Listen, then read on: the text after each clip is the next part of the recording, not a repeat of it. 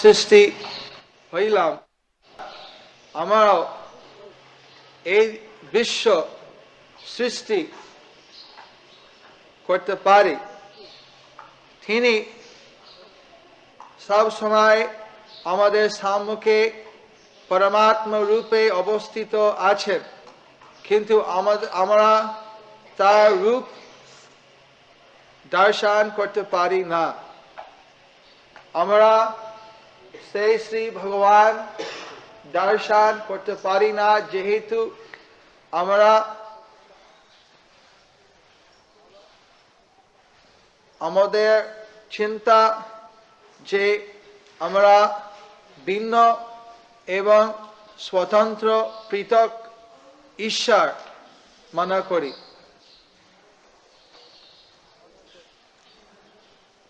শ্রীল প্রভুপাদের উপদেশ এখানে অবদ্ধ জীব কেন ভগবান মুখে মুখে দেখতে পারে না বর্ণনা করা আছে। যদিও আমাদের সম্মুখে ভগবান শ্রীকৃষ্ণ অথবা ভগবান শ্রী রামচন্দ্র অবতীর্ণ হইলেন,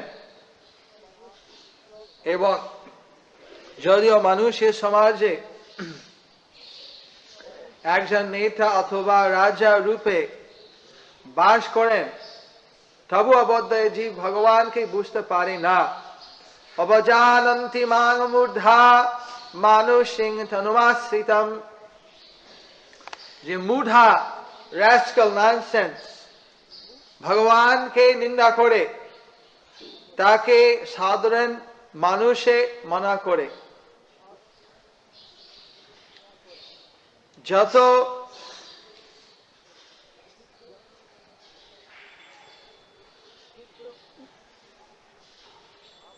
ক্ষুদ্র আমরা আছি, আমরাও ভাবি যে আমারও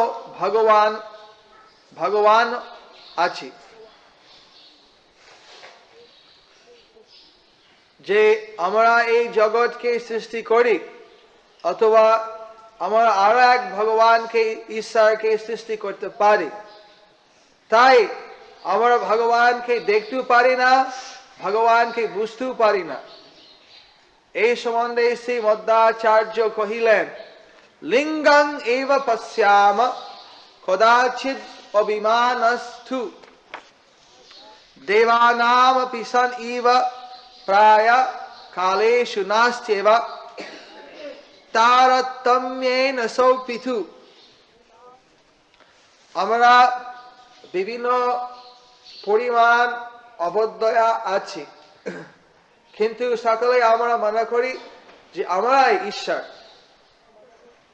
সেই কারণে আমরা আসল ঈশ্বর কে আছে বুঝতে পারি না, এবং সেই পরম ঈশ্বরকে সম্মুখেও দেখতে পারি না।